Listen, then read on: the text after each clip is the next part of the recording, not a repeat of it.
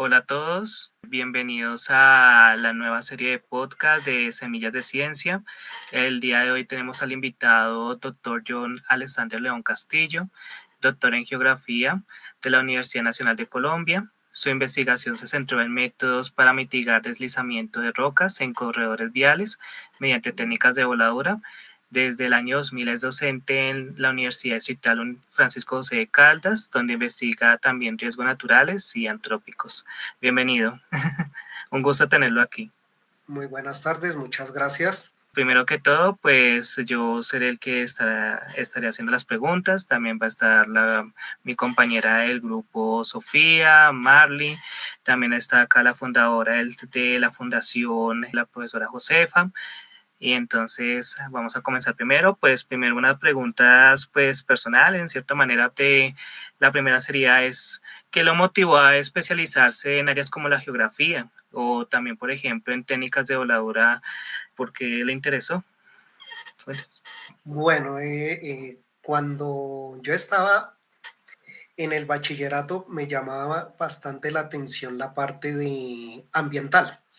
Y en ese momento de la historia, estamos hablando de hace casi 30 años atrás, las carreras de ingeniería ambiental, ecología, eran bastante limitadas en la ciudad de Bogotá. Entonces, en ese momento existía en la Universidad Distrital Ingeniería Forestal, Geografía en la Nacional y, si mal no recuerdo, había Ingeniería Ambiental en la Universidad de La Salle. No habían más opciones que recordara para ese momento. Entonces me presenté a la nacional. Pues la geografía, al revisar los pensum, se divide en geografía económica, geografía física, geografía política, cultural, y me llamó bastante la atención ese componente de la geografía física que se engranaba muy bien con la parte medioambiental. Entonces me llamó la atención. Posteriormente, pues realicé algunos estudios inicié la maestría en geología después de haberme graduado de geografía. Cuando ya salí a la vida laboral, empecé a trabajar en algo de cartografía minera, concretamente para el proyecto Cerrejón y la Jagua de Virico. Bueno, antes de eso había trabajado con el Ministerio de Agricultura y conocí personas asociadas a la Jagua de Virico y el proyecto Cerrejón, y pues les gustó el trabajo que hacía y me comentaron de una opción laboral, pero para eso necesitaba integrarme a la parte de explosivos. En la parte de explosivos, realicé la especialización en técnicas de voladura y manejo de explosivos para obra de ingeniería civil y militar, y pues posterior a eso me dediqué a revisar diseños de voladura, trabajo de oficina asociado a esta parte de explosivos. Ya tiempo después inicié el doctorado, un convenio ahí en la Universidad Nacional. Hice el doctorado en geografía, donde me enfoqué pues aprovechando ya la trayectoria, el poco conocimiento, porque en ciencia lo que uno conoce es muy poco conocimiento de geología, algo de lo de explosivos, y busqué la forma de integrarlo en algo que respondiera a una problemática del país. En ese momento estaba en furor todo el problema de la vía al llano. Había acabado de ocurrir el deslizamiento. Entonces, como dicen, se me iluminó el bombillo. Entonces, eh, ¿por qué no aprovechar esa parte de explosivos para, para diseñar un método, un protocolo, una técnica que sirviera para dar movilidad a esos corredores viales? Porque vemos que en el país se presenta un deslizamiento y duran 3, 4, 5 meses, 6 meses, incluso años, las vías cerradas. En cambio, utilizando explosivos, en vez de tener una vía cerrada 6 meses, se puede dar movilidad en término de una semana. Entonces empezó a echarle lápiz al asunto, mirar qué explosivos se necesitaban para rocas, qué explosivos se necesitaba incluso para remover suelos. Los suelos por medio de explosivos se puede generar un proceso de compactación y luego fragmentarlos. Entonces empezó ahí a papel y lápiz a mirar y se generó la propuesta. Se presentó a Colciencias, pues me presenté a la Universidad Nacional en el proceso de doctorado, bueno, no solo a la Nacional, y me presenté a un proceso por convenio, y cuando salieron los resultados, yo personalmente creí que no iba a pasar. Cuando miré las listas, se presentaron 4.600 propuestas doctorales, y cuando fui a mirar, la mía fue la propuesta número 47, mejor calificada en el país y la cuarta en Bogotá. Wow, lo felicito de verdad. Wow. Entonces fue algo que llamó bastante la atención, pues también dado el momento, tener la vía al llano cerrada, y de repente, oiga, con esto le podemos dar solución en teoría en menos de 8 o 15 días, pues yo creo que a los revisores les llamó eso la atención. Entonces fue, como dice la propaganda, estar en el lugar correcto, no en el lugar equivocado. Fue un momento particular, y pues en últimas eso es la ciencia, mirar las coyunturas y aprovechar lo que se sabe para atacar problemas particulares. Claro, profe, de verdad, una explicación súper wow, ampliada de su formación académica. De verdad, pues me impresiona y lo felicito de verdad que haya podido conseguir ese objetivo, de verdad. Y entonces ya dándonos cuenta, eso le ha influido claramente en su formación académica y también obviamente en el desarrollo de métodos para la mitigación de deslizamiento en corredores viales, ¿sí? Como lo mencionaste, la vía del llano y todo. Entonces Sí. me gustaría saber cuáles otras investigaciones o proyectos has podido participar o has intentado también como involucrarse acá en el país. Bueno, en algún momento de la historia, ahí en la Universidad Distrital, trabajamos durante el periodo de pandemia, un proyecto de educación donde se involucraron personas de lengua castellana, física, matemáticas, bueno, las licenciaturas en matemáticas, licenciatura en física, la licenciatura en lengua castellana y la licenciatura en biología, para dar refuerzo a unas comunidades, a unas escuelas en el Valle del Cauca, concretamente en Buenaventura, escuelas que quedaban tanto en Buenaventura como en esos islotes cercanos, donde no era posible llegar pues fácilmente en condiciones de pandemia y demás. Entonces estas escuelas pues tenían una pequeña falencia, que era el acceso a Internet. No contaban con Internet. Básicamente se conectaban bajo un celular, se reunían los estudiantes en una casa con un celular, desde ahí atendían la clase. Posteriormente se les logró dar acceso a Internet, y resultado de esto, pues se analizaron las dificultades de aprendizaje que tienen los estudiantes de estas comunidades afro en diferentes áreas. Concretamente, en la que estuve trabajando, fue en el aprendizaje de la física. ¿Qué errores conceptuales, que se me fue el término, preconceptos manejan los estudiantes, y qué dificultades, ya sea por procesos de no aprendizaje, mala interpretación, pero digamos en el área que yo me encargué fue de la física. Otros profesores y demás se encargaron pues de la parte de matemáticas, de lenguaje y demás. Eso en cuanto a en la parte de educación.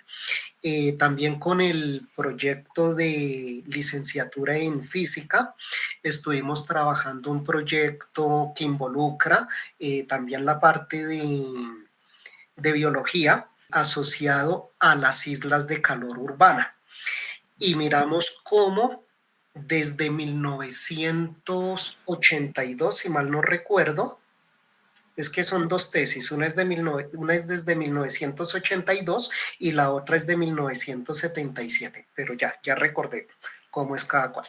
Desde 1982 al 2002, cómo ha ido aumentando la temperatura en Bogotá a raíz de la deforestación. Entonces, esta tesis, pues, mira las distintas localidades que tiene la ciudad y cómo tenemos picos de temperatura a nivel local y pues en qué zonas se ha aumentado más la temperatura. No es la misma la temperatura que tenemos en Suba a la que tenemos en Bosa. Cada localidad tiene una temperatura particular asociada a procesos de pérdida de vegetación y la construcción de la infraestructura urbana. Entonces, asociado a todo esto, hay temperaturas diferentes. Asociado a esta tesis, un muchacho de licenciatura en biología aprovechó estos datos y empezó a mirar cómo reducía la vegetación y acorde a esa reducción de la vegetación, cuánto oxígeno se ha dejado de producir por la pérdida de esta vegetación y cuánto carbono se ha dejado de fijar al suelo. Pero esta todavía está en proceso de desarrollo, de esta todavía no, hay, no hay entrega. Ah, bueno, Uy, es muy muy interesante. interesante. Esos son los dos. Bueno, el de Islas de Calor ya se entregó, pero la otra es un proyecto ya a mediano plazo, a corto. Bueno, pero lo importante es que ya está en proceso, ya en una futura evaluación y para la tesis, eso es lo importante. Doctor, ¿me podrías como aclarar un poquito a qué te refieres con islas de calor? Bueno, una isla de calor es, hagamos de cuenta, tenemos una planicie, bueno, la sabana de Bogotá, que estuviese llena de vegetación. Entonces la radiación nos incide, la vegetación absorbe parte de la radiación, el agua absorbe parte de la radiación y otra parte se emite a la atmósfera para mantener una temperatura. ¿Qué ocurre cuando hablamos de islas de calor? Nosotros tenemos nuestra zona con vegetación y nos implantan una zona con concreto. Digamos, ahí el celular nos representa la isla. ¿Qué ocurre con el concreto? El concreto, igual que la roca, empieza a absorber radiación a lo largo del día. Mientras tenemos la radiación, el concreto, el cemento, el asfalto está absorbiendo calor. Y al llegar la noche, ¿qué ocurre? Ese concreto empieza a emitir calor, empieza a liberar esa energía a modo de calor y si nosotros miramos las imágenes alrededor de las ciudades, se forma como una especie de domo donde tenemos una temperatura mucho más alta acá en esa ciudad que en los alrededores donde tenemos vegetación. Entonces es un domo de calor, por eso recibe el nombre de isla de calor. Y esto se fundamenta en la ecuación de Planck o la ecuación de cuerpo negro. Todo el sustento teórico del fenómeno de isla de calor se sustenta en la ecuación de Planck. Muchas gracias, qué interesante. Entonces, quiere decir, obvio, bueno, según lo que entendí, pues que las ciudades son mucho más calientes que la zona rural. que está Eh, alrededor. Sí, por diversos aspectos. Primero, el concreto y segundo, el efecto de los gases de la combustión de los vehículos. Eso genera que en las ciudades tengamos una temperatura un poco más alta, pero bueno, ese es uno de los efectos. Pero asociado a esos cambios de temperatura, tenemos en los alrededores el proceso que conocemos como heladas. Entonces no es tan benéfico para las periferias. Ahí esto ya es incurriendo en la climatología, los choques de los diferentes frentes, el frente cálido y el frente frío, pues generan los alrededores unos problemas a la vegetación asociado a las bajas de temperatura, pues por el cruce de frentes. Eso iba a preguntar, porque según pues teniendo en cuenta todo lo que ha pasado ahorita en España, y hablan de eso, ¿no? Como que los cambios en las temperaturas, unas temperaturas que llegan con las corrientes marinas y otras en la atmósfera y se forman como estas zonas donde se generan pues estos efectos, ¿cómo se llaman eso? Atmosféricos que van pues a ocasionar ese tipo de fenómenos que pueden ser devastadores, como se está viendo ahorita ya en España. Sí, genera efectos adversos bastante complicados, bastante peligrosos pues para la estabilidad atmosférica, de la cual depende la lluvia, de la cual dependen los cultivos. Bueno, ahí la misma dispersión de contaminantes, porque ese efecto isla de calor también puede generar que se queden los contaminantes en una sola zona, porque al aumentar la temperatura disminuye la circulación de los vientos y pues empezamos a tener aumento en la carga contaminante en esa zona urbana. Bueno, ahí hay muchos aspectos a evaluar. Mucha tela por cortar. Ujú. Profe, digamos, las islas de calor tendrían relación con lo que ahorita se viene, digamos, en la costa colombiana con relación a los tifones y demás, pues se han visto noticias que están algunas playas cerradas, por ejemplo, Santa Marta, Riohacha, todas las playas que están más al norte de Colombia y ya se están cerrando las que están en el Océano Pacífico y demás. Bueno, concretamente el fenómeno que denominamos islas de calor no tiene que ver en gran medida con esto, porque la isla de calor es un fenómeno muy local, afecta de manera local, pero si nosotros miramos la gran cantidad de ciudades que hay alrededor del planeta, todas generando el mismo fenómeno, todas estas en conjunto sí pueden generar un efecto a gran escala, pero también tenemos que tener en cuenta el tamaño de nuestras ciudades. En el caso de las ciudades latinoamericanas, pues extrayendo lo que es Ciudad de México, que es 4 o 5 veces más grande que Bogotá. Lo que es Sudamérica, nuestras ciudades son sumamente pequeñas y no generan un efecto considerable en la parte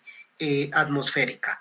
Estos cambios están más relacionados con la tala de la selva, con todo el efecto de tala y quemas que se está desarrollando en la Amazonía, incluso los procesos de generar bosque en el África. Recordemos que el Amazonas se sostiene de todos esos nutrientes que traen las corrientes del Sahara y se depositan acá en la selva amazónica. Toda esa parte que están ahorita haciendo los chinos en sus desiertos para volviendo verdes los desiertos, lo que están haciendo los nigerianos, lo que están haciendo los egipcios, que quieren volver verde el Sahara.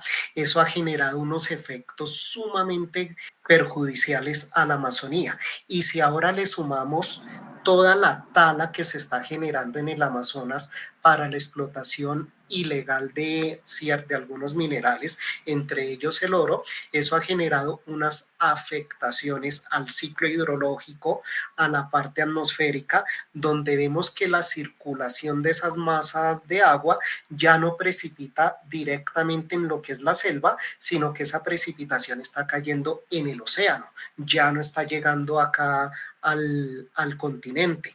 Entonces tenemos una alteración, pero esta alteración climática es más generada por procesos de deforestación, aunque hay quienes le echan la culpa a las islas de calor y otros procesos urbanos, y pues soy de los que contradice esto. Bueno, pues han habido debates allá y pues soy más devoto, por así decirlo, que influye más la deforestación. Listo, claro. Ahora sí, Sofi. Y luego yo que tengo una pregunta. Bueno, ya me quedé con 2 preguntas. ¿Por qué afecta negativamente el que siembren bosques allá en el oriente? O sea, ¿por qué eso afecta al Amazonas? Y bueno, la otra pregunta que te quería hacer era cómo se podía solucionar todas estas problemáticas ambientales. Bueno, ¿cómo afecta negativamente que se vuelva verde el Sahara? Los vientos arrastran materiales, arenas finas, limos, bueno, una cantidad de materiales que en últimas son nutrientes. Entonces todo eso es transportado por la atmósfera y cuando llega aquí al continente sudamericano se precipita con la lluvia y todo eso nos enriquece y es aporte de nutrientes para la vegetación que tenemos ahí en el Amazonas. Al volver verde el África, ¿qué estamos cortando? Parte del suministro de nutrientes. Entonces, si no llegan esos nutrientes, tenemos una grande afectación en la Amazonía. Y recordemos que la Amazonía es el desierto más grande que tenemos en el planeta Tierra. Si nosotros miramos lo que hacen los indígenas que habitan el Amazonas, tumban lo que denominan las chagras, la parcela donde ellos cultivan, ellos talan, cultivan la yuca brava, bueno, lo que necesitan, hacen 2, 3 cultivos y abandonan esa parcela. ¿Por qué la abandonan? Porque ya no es productiva. Después de 3, 4 cultivos se agotan estos suelos. Si nosotros vamos y miramos los suelos que tenemos allá, son básicamente arenas. ¿Que cómo se sostiene la vegetación? Porque hay una recirculación de la materia orgánica. Entonces, muere, cae el fruto, caen las hojas, bueno, todo ese material del dosel, los animales que mueren ahí se descomponen rápidamente y son reincorporados estos nutrientes a la vegetación, generando pues un ciclo muy rápido de transformación de la materia orgánica. Aparte de eso, vienen las corrientes de vientos desde el Sahara que nos aportan otro tanto de nutrientes. Entonces, esto es realmente lo que nos sostiene la selva amazónica, la humedad que favorece la descomposición, los nutrientes que vienen del Sahara, y todo el proceso de descomposición y recirculación rápida de la materia orgánica. Ahora, si nosotros le incorporamos la tala, entonces, ¿qué estamos haciendo?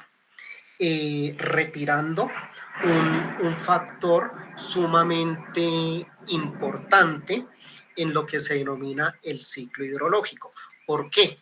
Miremos que en lo que denominamos hidrología hay algo que se denomina la evapotranspiración. Entonces, ¿qué es la evaporación? La evaporación es la pérdida de agua a modo de vapor cuando tenemos un cuerpo, llámese una quebrada, un río, por incidencia de la radiación. Cuando nosotros hablamos de transpiración, es la pérdida la pérdida de agua a modo de vapor que tienen los organismos, llámese en mamíferos, llámese en plantas. ¿Y cuánto transpira un árbol? ¿Cuánto transpira un árbol? Ahora, ¿cuánto transpira la selva amazónica? Es una cantidad de agua supremamente grande. Entonces están transpirando esa selva. Tras del hecho vienen las masas de agua desde el Atlántico, se acumula ese material ahí, todas esas masas, y precipitan dentro del mismo Amazonas. Actualmente, ¿qué ocurre? Se ha perdido gran capacidad de transpiración, las masas siguen o no llegan. Entonces tenemos una pérdida de una ruptura al ciclo hidrológico bastante grande. Ahora la segunda parte de la pregunta, ¿cómo podemos solucionar esto? Indiscutiblemente con revegetalización, con procesos de reforestación. Pero ¿qué es lo que pasa? ¿Cuánto demora un árbol en crecer? Lo que nosotros hagamos ahorita, los beneficios no se van a ver en el corto plazo, se van a ver en 30, 40, 50, incluso hasta 200 años a futuro. Lo que nosotros estamos ahorita sufriendo no es la tala que se hizo ayer, antier, hace un año, no, esto ya es una alteración que viene de varias décadas. Todas estas anomalías que nosotros estamos viendo ahorita en Europa, no es ni siquiera por lo que ha pasado en la Amazonía, es por todas las alteraciones que se dieron en la Selva Negra, por ejemplo. Y eso no es de ahorita, eso es de los 40, 50, 60, son procesos que no se ven de manera inmediata ni en el corto plazo. Esto, todo lo que tiene que ver con referencia al clima, con referencia a la parte hidrológica, son décadas para ver las consecuencias. Terrible. Es muy interesante esa perspectiva en cierta manera y más, por ejemplo, lo que ocurrió ahorita en la península arábiga, pues que hubo como tal unas precipitaciones con granizo y gran parte del desierto de la península está cubierta y se inundó. Y pues ahí también que mencionabas de que esos países, incluso por ejemplo el Reino de Emiratos Árabes Unidos y Arabia Saudita están implementando tecnología para la creación de nubes. También estuvo involucrada Qatar. En cierta manera pues vemos que ellos hacen como un control del clima también pues para en cierta manera puede producir precipitaciones de manera pues, ¿cómo se le mencionaría? Controlada, en cierta manera. Entonces, mi pregunta sería, ¿está involucrados, por ejemplo, esos instrumentos que modifican el clima con las alteraciones que están ocurriendo ahorita? Por ejemplo, el huracán que hubo ahorita en Estados Unidos tenía categoría 1 y después salió que era categoría 5, el Dana. También decían que era normal, que no había ningún tipo de dificultades, pero al último minuto pues se vio que habían precipitaciones altas en el Mediterráneo y pues que dificultó a ciudades como por ejemplo Valencia, Tarragona, Barcelona. Entonces era para saber si, por ejemplo, incluso las teorías de conspiración relacionadas con el HARP. Entonces quería saber si esos instrumentos pueden alterar pueden alterar el clima o pueden alterar los ciclos de que tiene la Tierra. Bueno, de esto hay mucha tela de dónde cortar y todo lo que se denomina geoingeniería y todo esto de todas estas teorías de conspiración, pues aquí se habla mucho, pero en concreto no hay evidencia de esto. Entonces no hay cómo decir esto es cierto o esto es falso. Y referente al huracán, pues personalmente no considero que esto tenga alguna relación. ¿Por qué? Porque para que se forme un huracán, un tifón, un tornado, que en últimas es lo mismo, solo que cambia hacia donde en la zona geográfica se mueve el viento, o si está al norte o si está al sur del Ecuador. Básicamente lo que necesitamos son unas condiciones de temperatura y el encuentro de unos frentes, unas condiciones muy específicas en el océano para que se genere este proceso de tormenta, que ya se pueden ver acelerados porque se encuentran con otros frentes húmedos y eso ya es otro cuento. Pero tanto que a partir de bioingeniería de ingeniería geológica o como la quieran denominar, se pueda generar esto, no lo creo todavía posible. Aún no, pero se sigue trabajando en eso, sí, en un futuro. Sí, eso es cierto y pues en esto vemos cómo los árabes y los chinos han, han- han dado pasos gigantescos.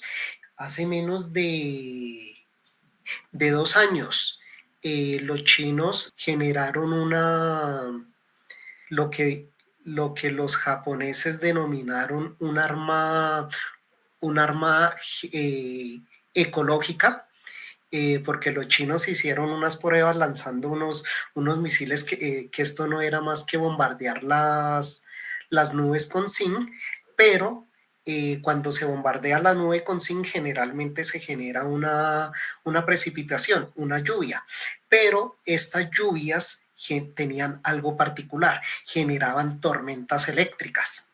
Entonces, los japoneses se pusieron en alerta porque, bueno, el conflicto que hay entre Japón y China, y ahora pues salieron por ahí, empezaron a hablar en las redes que ahora los iban a matar a punta de rayos.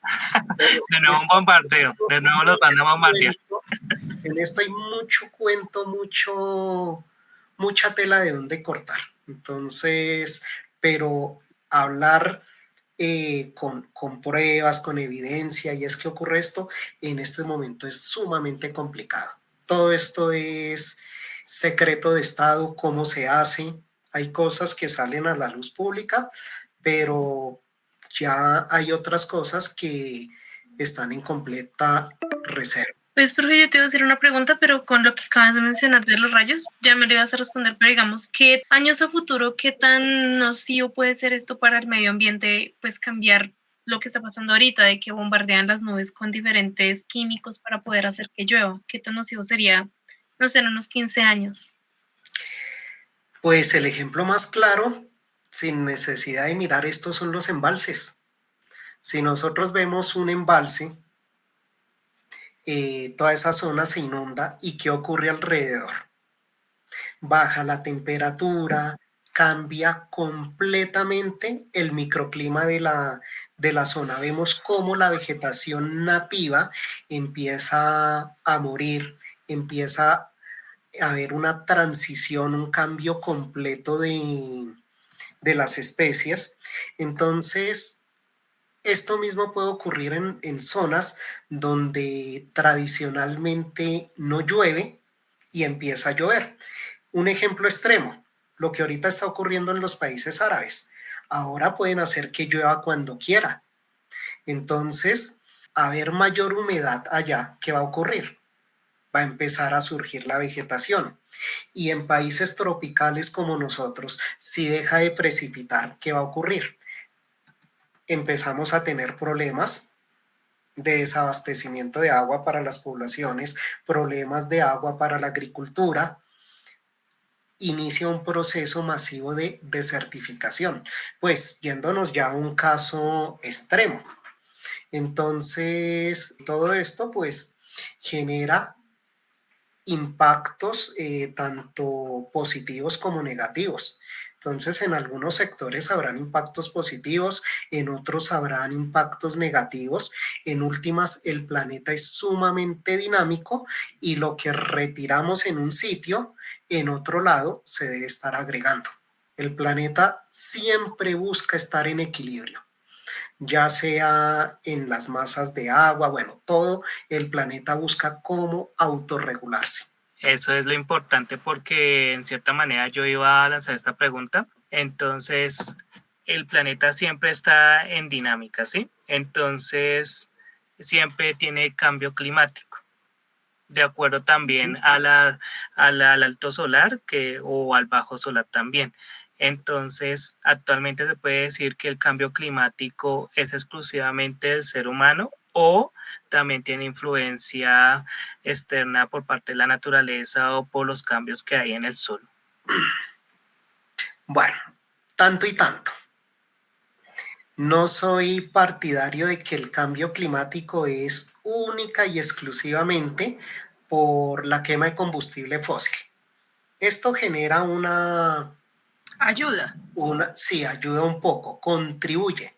Pues, Pero si nosotros miramos la cantidad de dióxido de carbono, por ejemplo, que emiten los volcanes, las fuentes naturales de dióxido de carbono son supremamente altas. Si nosotros miramos cuánto dióxido de carbono está emitiendo el ser humano, estamos hablando de que se generan alrededor de, si no estoy mal, son 500.000 millones de toneladas, 500.000 millones de toneladas al año que se generan de dióxido de carbono.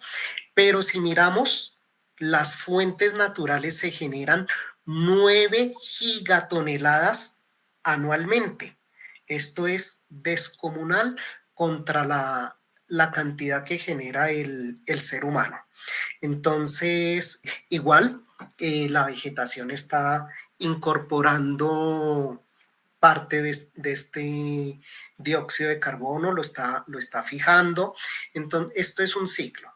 Lo que pasa es que nosotros estamos quemando mucho más rápido de lo que la poca vegetación que estamos dejando puede fijar.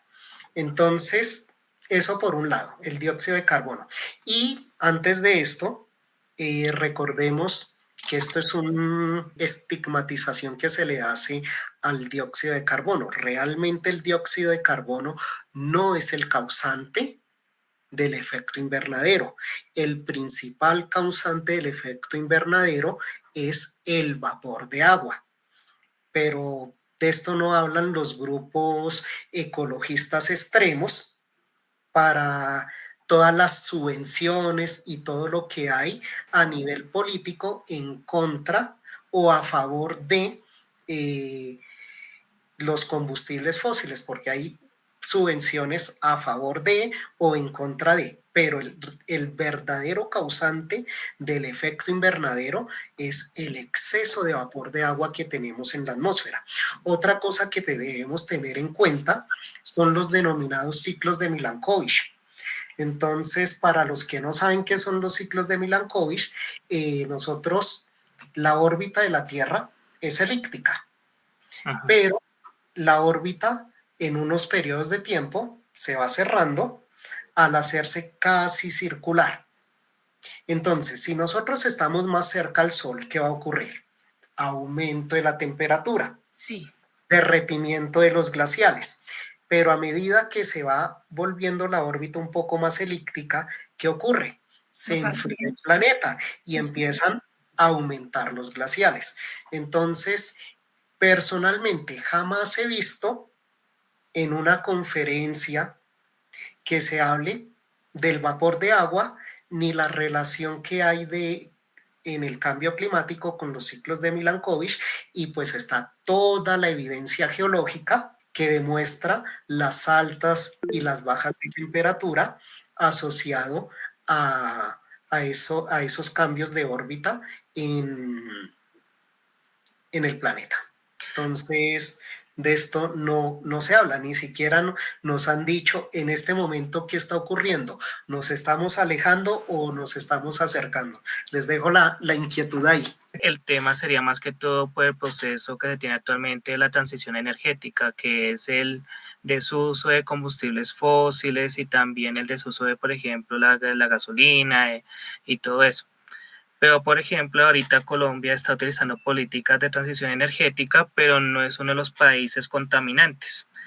Uno de los países más contaminantes sería Estados Unidos y China. Sin embargo, pues esos países no van a dejar de realizar sus operaciones industriales, pues obviamente por el tema económico y a veces político. Entonces, Colombia está realmente preparada para una transición energética o no, porque realmente vemos de que el país tiene las fuentes energéticas más limpias del planeta. Entonces, ¿cómo se puede hablar de transición energética? Bueno, ahí entramos en todos los procesos en los que la ha embarrado la historia de los mal llamados países en vías de desarrollo. ¿Por qué? Los países desarrollados contaminan lo que quieren y después sacan ciertas políticas de no contaminación. Y esas políticas de no contaminación, ¿quién las tiene que implementar? Los países que no están contaminados. denominados subdesarrollados que no tienen esa carga de contaminación. Entonces, tenemos los recursos, pero no los podemos aprovechar. Allá, cuiden los arbolitos, cuiden los pajaritos, mientras nosotros sí contaminamos, nos desarrollamos y indiscutiblemente nosotros tenemos que aprovechar nuestros recursos para podernos desarrollar. Es un efecto en el cual debemos caer. Si nosotros queremos realmente desarrollarnos, debemos sacrificar parte de nuestra ecología. Eso no quiere decir que volvámoslo todo fiesta. Hay zonas donde podemos organizar explotaciones debidamente controladas y acorde a esto, pues sacar el máximo desarrollo a nivel técnico, tecnológico, científico de eso que podemos explotar. Igual pues los recursos se pueden explotar de una manera no tan impactante. No es sacar por sacar, sino sacar de una manera no sostenible, porque esto no es sostenible, sino sustentable, lo menos impactante posible. Y pues hay que retirarse un poquito de esas políticas que nos imponen. El caso de los bonos de carbono. Entonces yo patrocino, yo como Estados Unidos, como Japón, Alemania, China, patrocino, doy una serie de dinero para que se conserven los bosques en estos países subdesarrollados y cuidadito me tocan eso, mientras ellos sí han agotado todos sus recursos. Entonces, nosotros estamos cuidando a costa de qué? De que otro se desarrolle. Entonces, esa es la tergiversación, la hipocresía de la letra pequeña de la política. Entonces, simplemente es una forma de mantenernos en subdesarrollo porque luego nos dicen, aquí tenemos la tecnología, cómprenla, pero ¿a qué costo? Cuando nosotros ni siquiera tenemos el desarrollo y tenemos que comprar eso 5, 10, 15, 20 veces más caro de lo que realmente costaría si nosotros nos desarrolláramos. El ser humano básicamente lo que está haciendo es acelerar los problemas, que de pronto queda, entre comillas, dicho que todos estos combustibles no están generando como tal una alteración al cambio climático. Sí, lo que pasa es que el ser humano está acelerando todo esto de una manera descomunal. Entonces, no es solo un elemento, es una combinación de factores. Tenemos los fluorocarbonados, tenemos el vapor de agua, el dióxido de carbono, tenemos múltiples elementos que son causantes del cambio climático, pero se le ha echado la culpa únicamente al aumento del CO2, del dióxido de carbono, y esto no es así. Hay muchos otros elementos que no estamos teniendo en cuenta y pues lo cierto del caso es que el ser humano ha acelerado esto de una manera absurda, de una manera descomunal. ¿Listo? Ok, sí, porque de pronto haya quedado la sensación de que era algo normal y que el ser humano nada que ver, sino que eran como ciclos del planeta, pero sí el ser humano está haciendo un aporte grande a acelerando, como dices. Acelerando el proceso. Bueno, entonces ya terminamos la primera parte, entonces ya vamos a comenzar por la segunda, que más que todo pues son las preguntas que ya teníamos planeadas. La primera, para empezar, ¿por qué es importante estudiar la geografía para comprender los riesgos naturales que tiene Colombia? Bueno, antes de responder la pregunta tendríamos que decir qué es la geografía. Entonces, la geografía es la ciencia que se encarga de estudiar el ser humano y su entorno. Entonces, ¿cuáles son las relaciones que tenemos con nuestro entorno? Entonces, para mirar esas relaciones pueden ir en algo muy sencillo. ¿Por qué en Boyacá la gente usa ruana? Puede ser una pregunta absurda para muchos. Por el frío, usan ruana. Pero si nosotros miramos esa dinámica, el solo hecho de tener unas condiciones climáticas particulares asociadas al frío, hace que las relaciones con nuestro entorno sean diferentes. Salimos con ruana, salimos con el sombrero, nos tomamos el tinto al levantarnos, y si nosotros vamos y miramos cómo son las relaciones del ser humano, de los habitantes de una población como Villavicencio, como Puerto Carreño, una población diferente a una zona fría, pues las relaciones de este individuo van a ser completamente diferentes con su entorno. Ya no está pensando en levantarse y ponerse la ruana, sino salir a tomarse una limonada, abrir las ventanas para que le entre aire fresco. Entonces, la geografía se encarga de eso.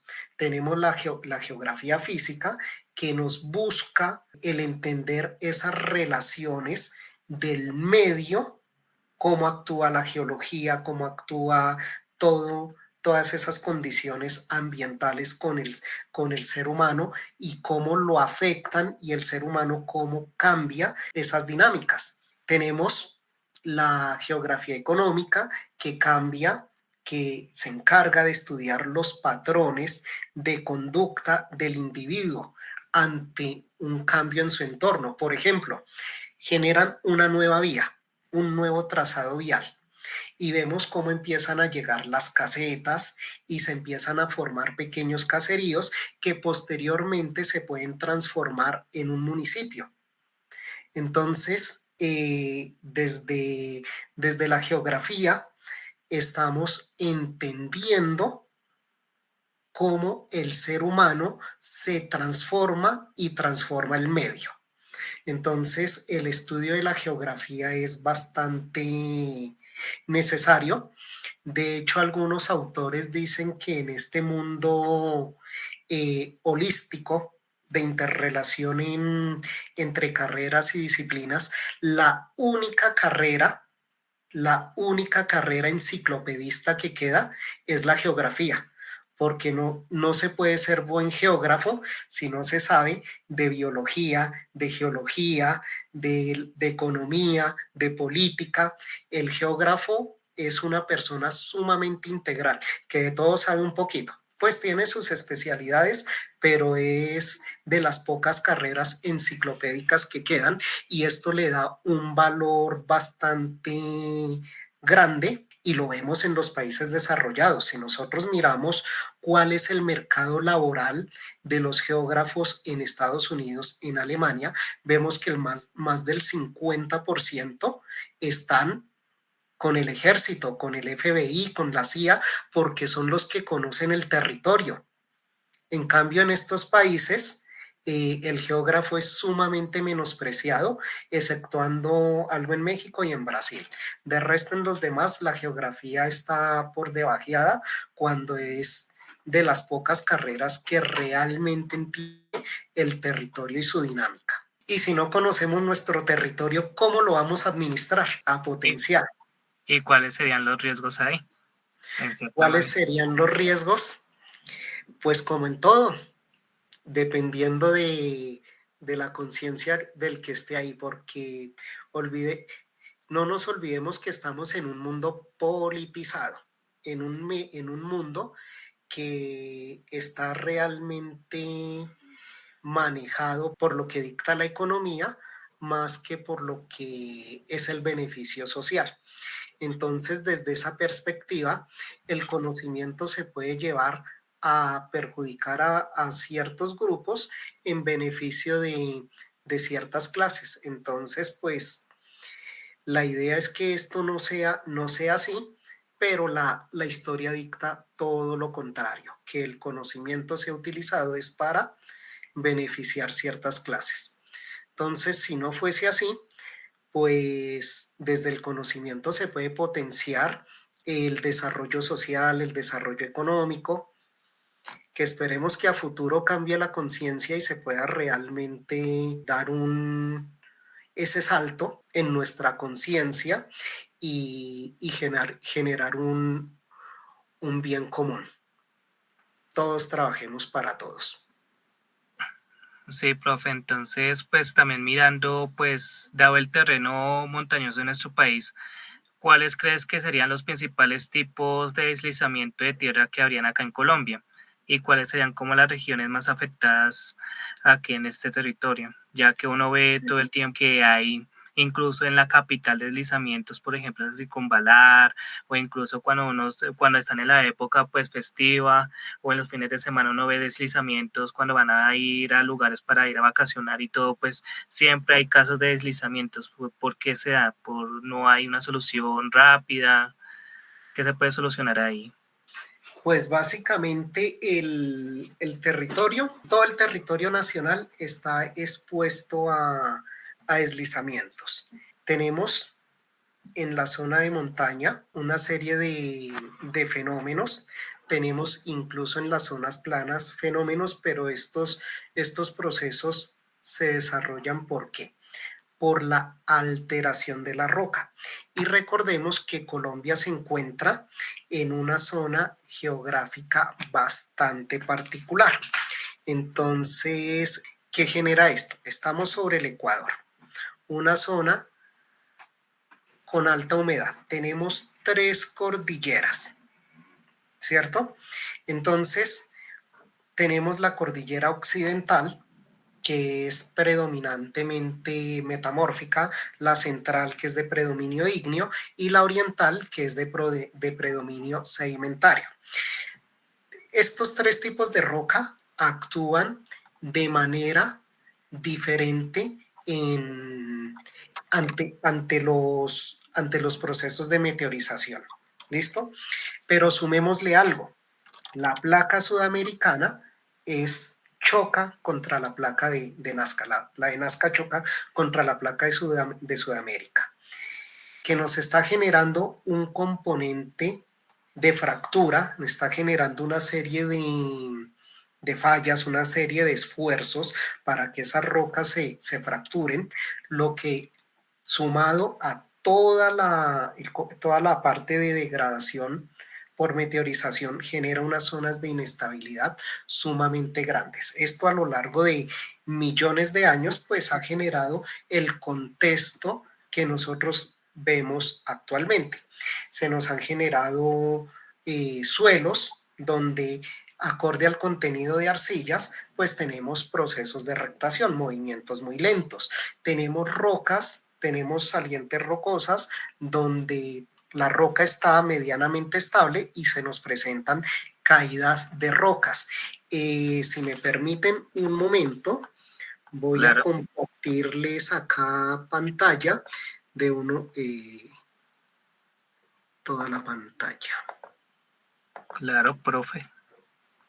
Aquí les voy a mostrar unos mapas. Entonces, esto que les voy a mostrar a continuación, si me carga, listo, ya cargó, hace parte de los mapas que generé para mi proyecto de tesis doctoral. Entonces, aquí vemos las zonas que son susceptibles a movimientos en masa en el país. Solo en este mapa vemos 6.320 movimientos en masa en el territorio colombiano. ¿Qué es lo que estamos observando en este mapa? Los movimientos que están afectando las vías y las zonas urbanas. Movimientos que han sido registrados, que han sido reportados y corroborados por el Servicio Geológico Colombiano. Y solo acá estamos hablando de más de 6.000 movimientos. Sumémosle a esto los que no se reportan. Entonces vemos que hay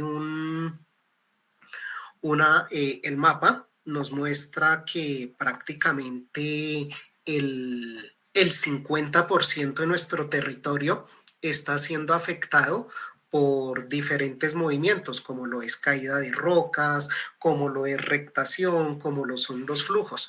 Pero en esta zona que nosotros observamos, lo que es la Orinoquía, lo que es la Amazonía, no es que no haya movimientos, lo que pasa es que no haya movimientos en masa, lo que pasa es que se presenta otro tipo de movimientos, como lo son los hundimientos, la subsidencia, y lo otro es que en esta zona no tenemos ciudades muy grandes y pues las vías no son las mejores, entonces el reporte en estas zonas es sumamente precario.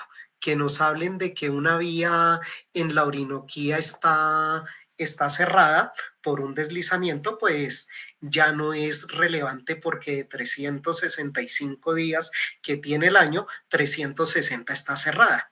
Entonces ya no es sumamente relevante como lo es en la zona andina, donde se concentra el 80% de la población en el territorio colombiano. Si nosotros miramos el 80 y eso que estoy dando datos por debajo, si mal no recuerdo, en el censo en el último censo se decía que era el 83% de la población se concentra en la región andina.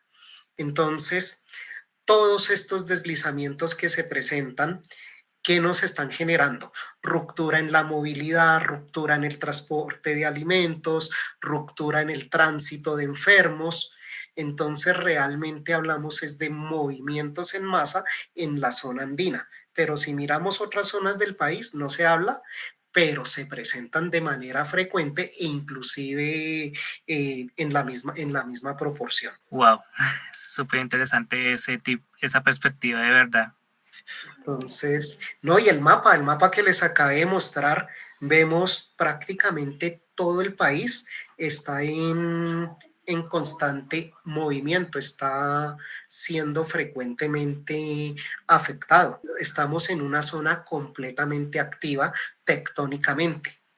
Y hablando así de movimientos, ¿cuál es la zona acá de Colombia que se ha registrado una gran cantidad de terremotos y la que ha tenido mayor magnitud acá en Colombia? Pues ahí tendríamos que recurrir al registro histórico, porque si nos dicen la zona que más se mueve, indudablemente la Mesa de los Santos.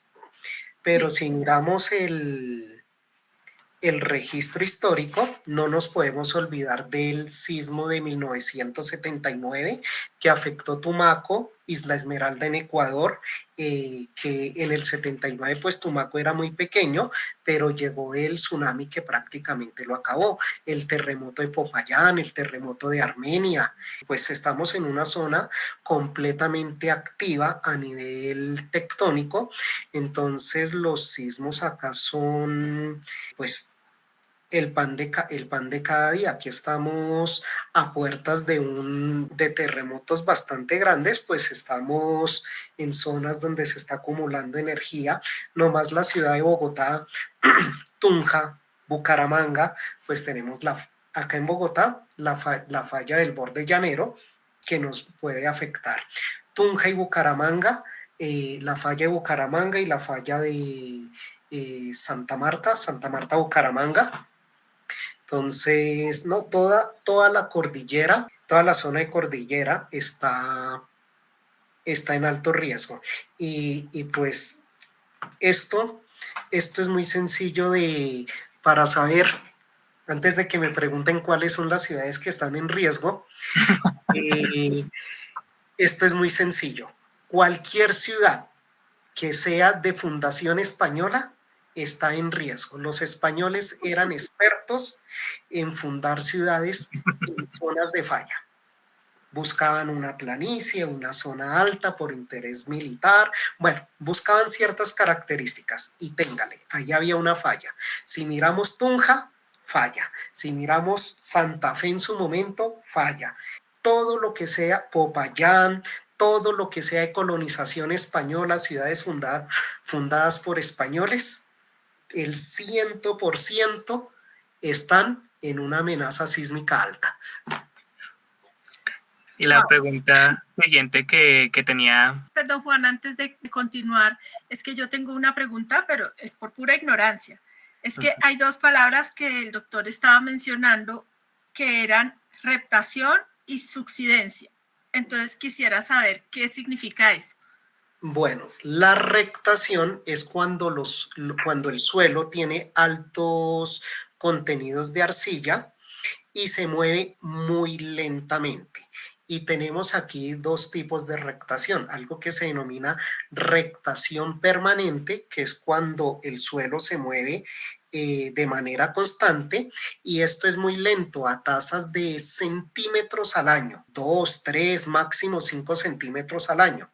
Y rectación estacional, que está asociada a los periodos de alta precipitación.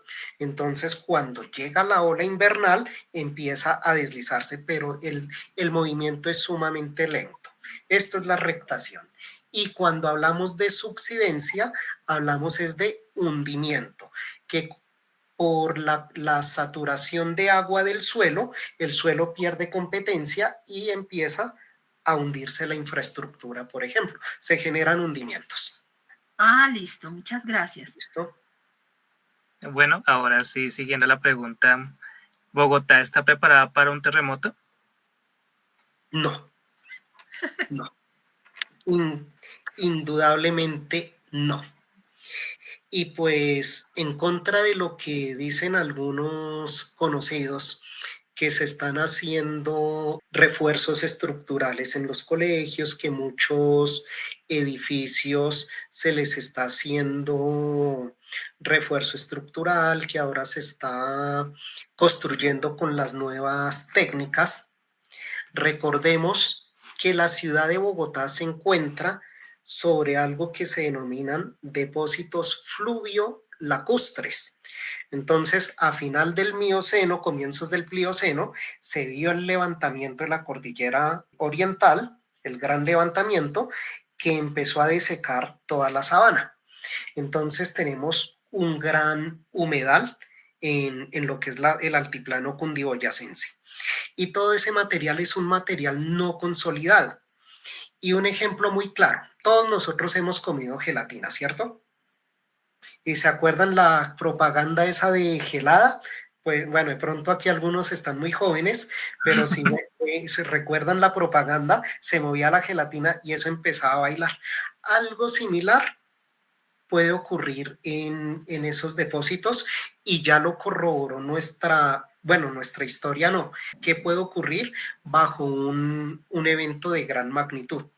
Si nosotros miramos, se me olvidó cuándo fue, si fue en el 85 o en el 84, el terremoto de México.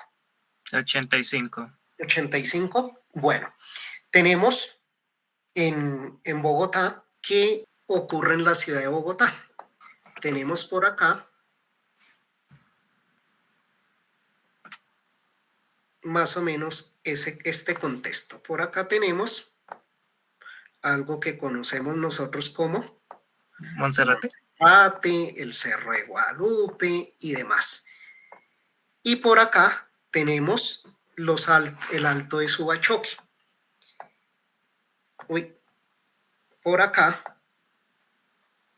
tenemos una serie de depósitos fluvio lacustres, toda la serie de relleno. ¿Y qué tenemos por acá? La ciudad de Bogotá, ¿cierto? Sobre todo ese material no consolidado. ¿Y qué tenemos en México? Exactamente lo mismo.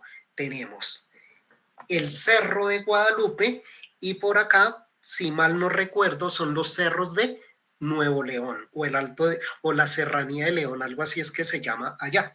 Es el mismo escenario que tenemos en Ciudad de México. ¿Cuál es la diferencia? ¿Cuál es la diferencia? Que el espesor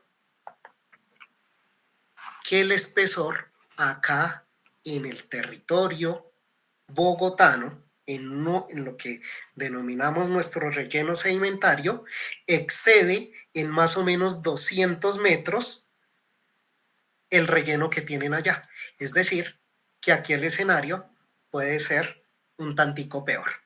Oh, por Y Dios. vimos como en ese momento colapsaron edificios, se hundieron edificios hasta 14 metros, dice la literatura. Oh, por Dios. Entonces, Mal augurio eso. es un escenario que con algunos colegas he tenido unas discusiones porque me dicen que el comportamiento de la placa de Nazca es diferente al de la placa norteamericana y toda esa zona de México, y les digo, sí, tienen toda la razón, el escenario de acá es peor y no les gusta, pero bueno, Placa es placa. ese es el debate científico. Pero hasta el momento ninguno me ha dicho, oiga, usted no tiene razón. Es un dato perturbador. Sí, todo en ciencia es perturbador. Si ustedes hablan con un biólogo molecular, él les puede hablar de vacunas biológicas y una forma bastante cruel de acabar con la humanidad. Entonces, todo en ciencia es perturbador sin importar en cuál área estemos. Y ahora, yendo a áreas más calientes, si se puede decir así, ¿cómo es el tema de los volcanes acá en Colombia? Y tenemos volcanes parecidos al volcán de Yellowstone, así, que sea como una especie de caldera acá en Colombia. Bueno, el tema de volcanes en Colombia es bastante interesante. Empezando porque ni siquiera sabemos cuántos volcanes hay. Si nosotros le preguntamos a cualquier muchacho de bachillerato, inclusive de universidad, y no hago referencia solo a universidad en carreras fuera de la geología, le podemos preguntar a una persona que esté estudiando geología, geografía, ecología, ¿cuántos volcanes hay en Colombia? Le ha puesto 100 a 1 a que no sabe.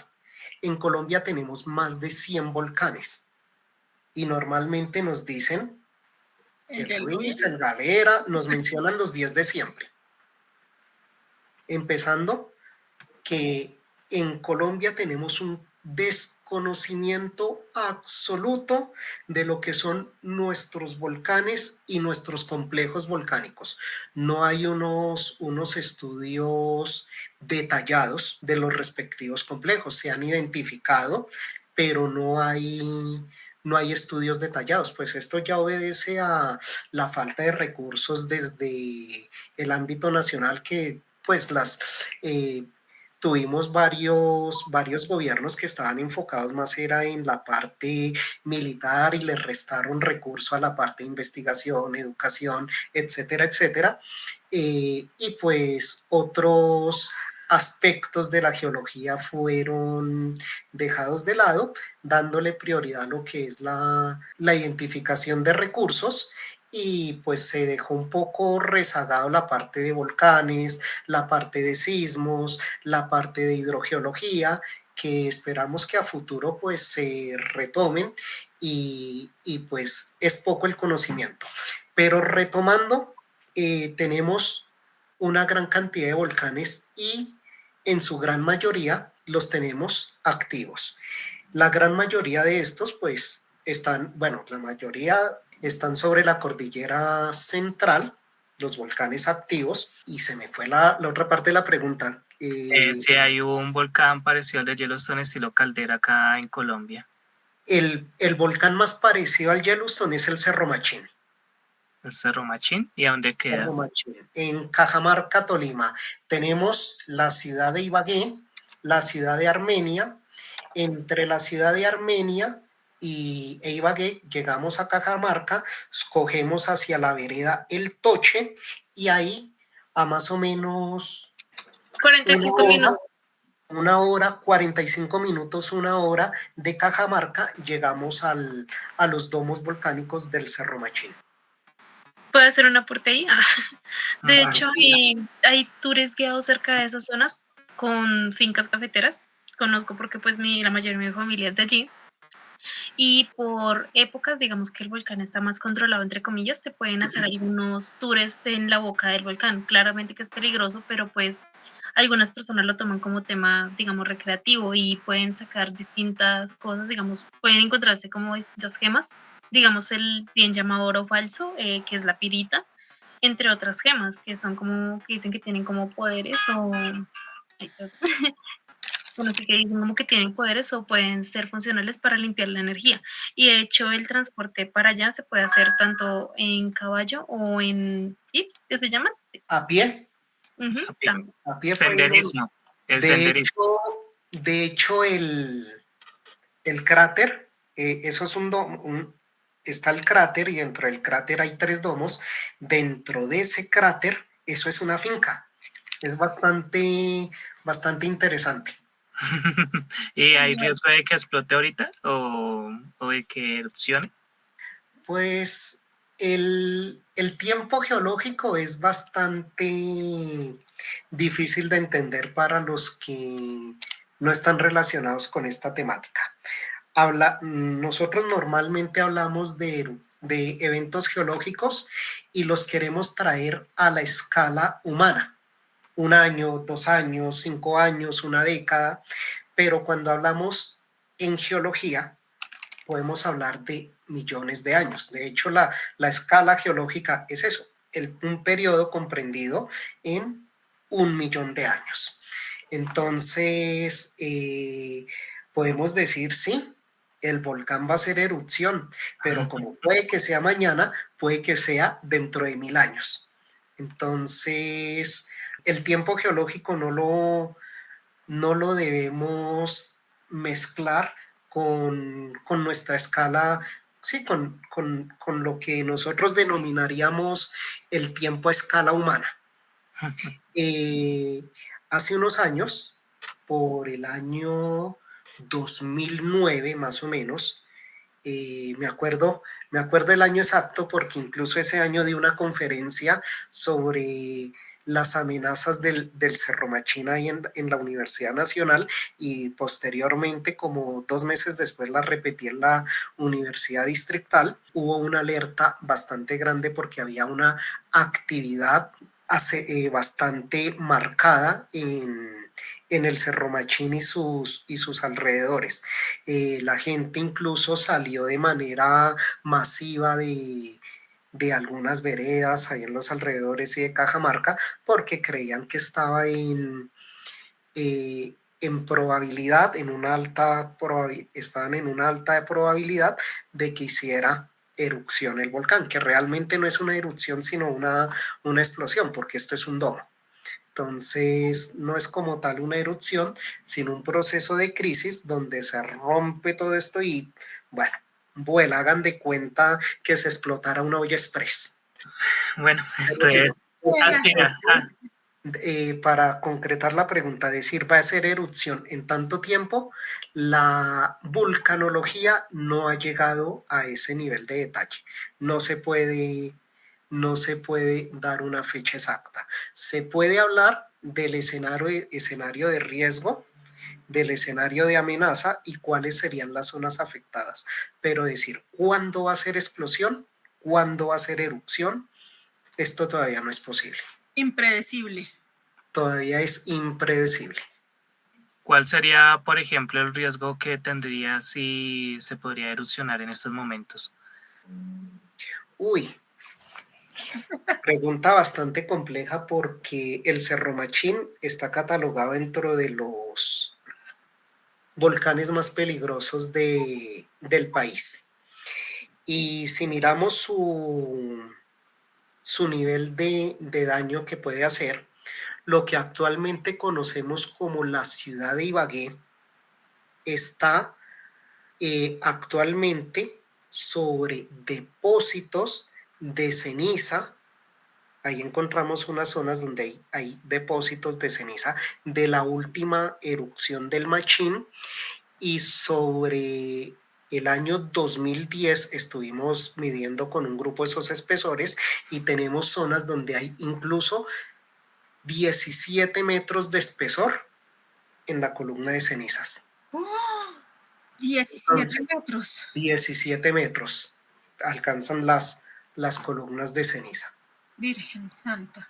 Entonces, más todas las bombas, más los gases, el cambio climático que generaría en la zona por la obstrucción de la radiación, la acidificación de los suelos, eso sería, pues no sé si el acabuz, pero un golpe sumamente duro para la agricultura, no solo en Colombia, en Ecuador, en Perú, porque se acidificarían los suelos en toda esta zona y los modelos de dispersión que han hecho algunos vulcanólogos, gente que sabe más de esto, dicen que estas cenizas podrían llegar incluso hasta México.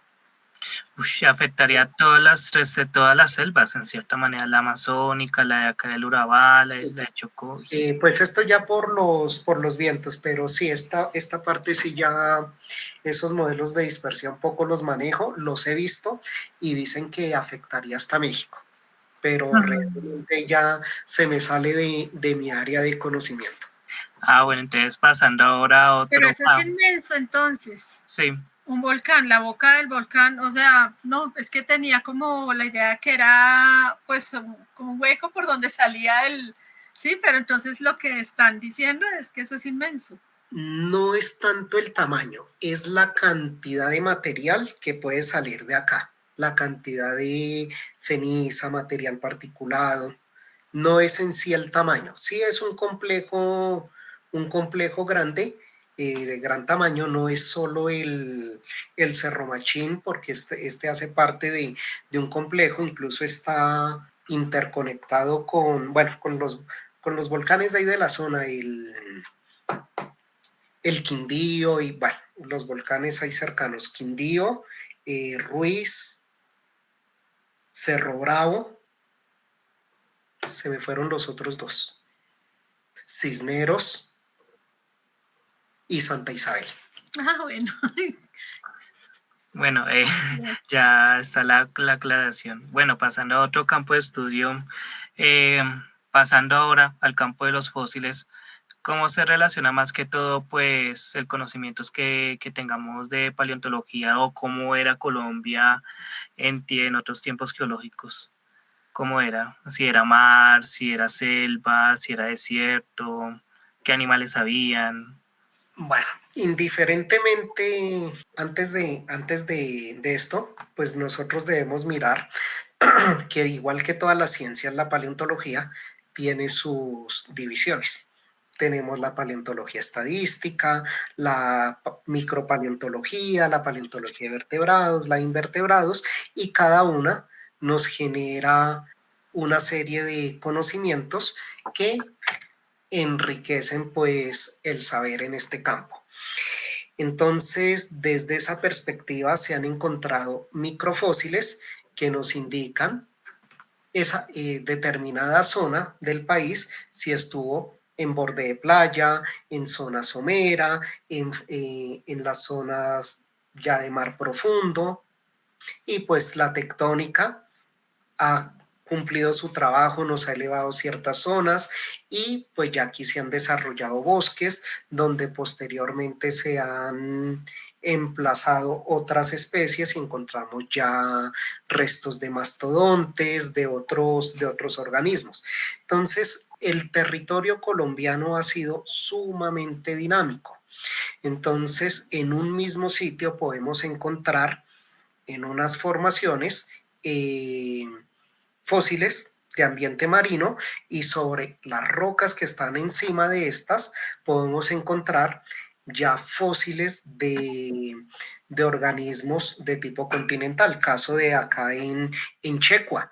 Ahí en Checua se encontró sobre el año 2008, 2009 más o menos, se encontraron unos restos de mamut, pero mucho más abajo de esos materiales encontramos rocas del Cretáceo que corresponden a rocas de zona marina, materiales de zona marina, y ahí se encuentran amonitas y otros organismos. Entonces, pues desde la paleontología podemos observar cómo ha sido, podemos observar, no, nos da evidencia de cómo han sido los cambios de las características ambientales del territorio colombiano, bueno, de diferentes zonas, porque no solo acá hay estudios paleontológicos, en Argentina, en Chile, en España, todas las zonas son susceptibles de cambio,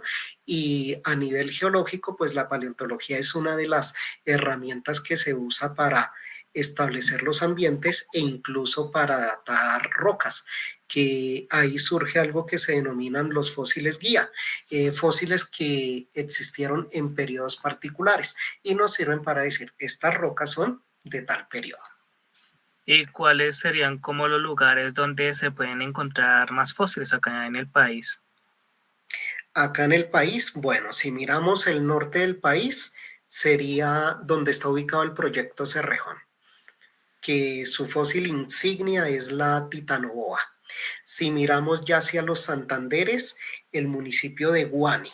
Si miramos acá en Boyacá, Villa de Leyva, Sáchica, Floresta. Si miramos hacia el Huila, la Tatacoa. Entonces hay múltiples lugares en el territorio colombiano donde podemos encontrar fósiles.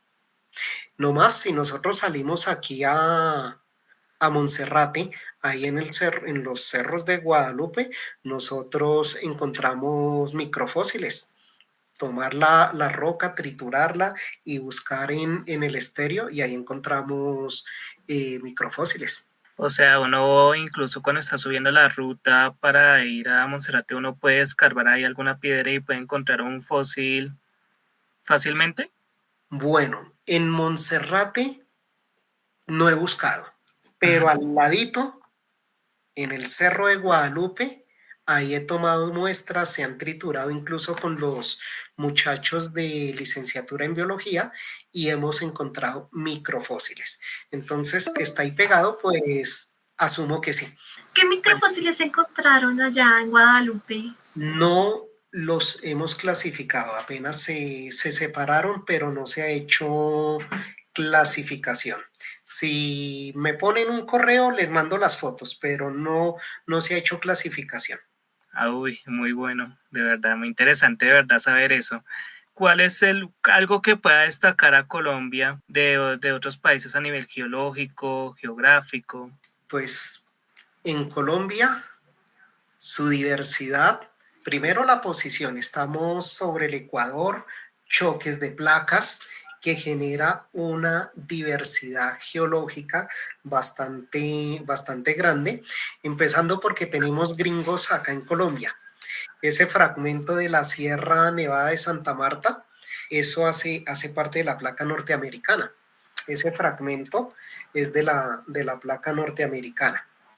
Tenemos, si uno mira las memorias geológicas, encuentra normalmente algo que se denomina complejos. ¿Qué quiere decir esto? Que la geología es tan complicada que todavía no se ha podido desenmarañar todo eso. Entonces lo tienen como complejo. Encontramos el complejo Cajamarca, por ejemplo.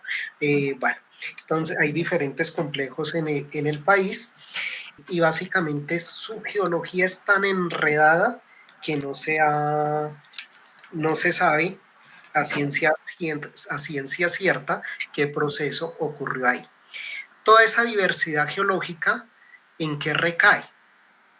En 3 cordilleras, cada una con unas características propias, minerales propios en cada una, condiciones de estabilidad, diversidad de suelos que genera distintos tipos de vegetación, en que ha recaído en una diversidad biológica sumamente grande. La geología, en últimas, es esa roca la fuente para el desarrollo de suelos. esa roca se degrada, se generan ciertos tipos de suelo y asociado a esos suelos tenemos una vegetación particular. Entonces tenemos suelos ácidos, neutros, bueno, con diferentes características y la vegetación se adapta a esto y pues los animales pues se adaptan a esto. Ejemplo de esto, el venado. Nosotros sabemos que acá en Colombia hay 3 venados, 3 especies de venado. El venado cola blanca, que habita en Chingaza, el venado, el petirrojo creo que es que se llama, o venado soche, el pequeño, que habita en la Orinoquía, y un venado mucho más corpulento, que es el que habita, que no me acuerdo ahorita el nombre, que es el que habita en el Sumapaz. Pero si nosotros miramos hacia el Mioceno, ¿qué ocurrió? Esos venados ocupaban la misma zona, pero un levantamiento, ¿qué hizo? Separarlos, y cada uno evolucionó de manera diferente, lo que en biología se denomina la especiación. Entonces, la misma geología, la misma geografía ha generado unos patrones de diversidad a nivel de vegetación, a nivel de animales, que pues enriquece nuestro territorio, razón por la cual somos uno de los países más megadiversos. Marley. Tengo una pregunta. ¿Escucho? Digamos, con respecto a lo que estabas hablando ahorita, ¿podrías decir como con certeza se han hecho estudios de que, bueno, sí, se podría decir en la ciencia cierta cuál es el pueblo con una historia geológica más complicada, digamos, hablando de Colombia? No, todo Colombia es complejo. Todo Colombia es complejo. Que se hayan hecho más estudios en un sitio que en otro por múltiples intereses, ya sea porque está en amenaza geológica, por el petróleo, porque se busque oro, platino. Si estamos interesados en oro, Antioquia, el Tolima. Si estamos interesados en platino, el Chocó. Si estamos interesados en cobre, hacia el Putumayo. Entonces, esmeraldas en Muso. Entonces, la geología se ha estudiado con unos intereses particulares hacia los recursos, pero decir, esta población ha sido más estudiada por X o Y motivo, no, siempre hay un interés detrás de esto, ya sea ambiental, por riesgos, por interés de algún recurso, pero una población en particular que se estudie y se estudie, no. O digamos, profe, alguna zona, alguna región del país que digas, esta puede ser más estudiada porque de pronto, no sé, tiene más deslaves de tierra, tiene más capas de superficie. Pues la mayoría de los estudios obedecen a un indicio, en el caso de los minerales, o a un suceso que está en amenaza. Vemos cómo se han reubicado algunas poblaciones. Ejemplo, Gramalote. Ok. Entonces, por algún evento se ha estudiado, porque pues la geología en el territorio colombiano es sumamente compleja, pero no que se estudie con un fin particular y siempre se haga estudios en esa zona para mejorarla, pues no es que sea lo que se ha hecho en el país. De hecho, los estudios en Colombia a nivel geológico están sumamente atrasados. ¿Por qué? Recordemos que Colombia viene de un conflicto armado y durante ese conflicto no se entraba a ciertas zonas del país. Entonces tenemos una geología generalizada en algunas zonas, todas las zonas de conflicto, y una geología de detalle en otros sectores. Pero realmente la geología en el territorio colombiano no es que sea de detalle. Tenemos todavía un desconocimiento muy grande en nuestro recurso geológico.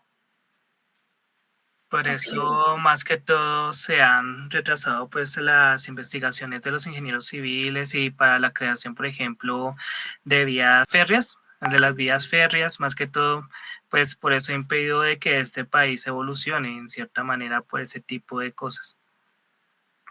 Tanto sí, tanto no. Bueno, entonces, pues hemos llegado al final de esta fascinante conversación con el doctor John Alexander. A lo largo de esta entrevista, pues nos compartió su experiencia y conocimientos con nosotros. Sin duda, nos deja con una mayor comprensión de la importancia de estas temáticas, más que todo pues para la seguridad y para entender mejor nuestro territorio.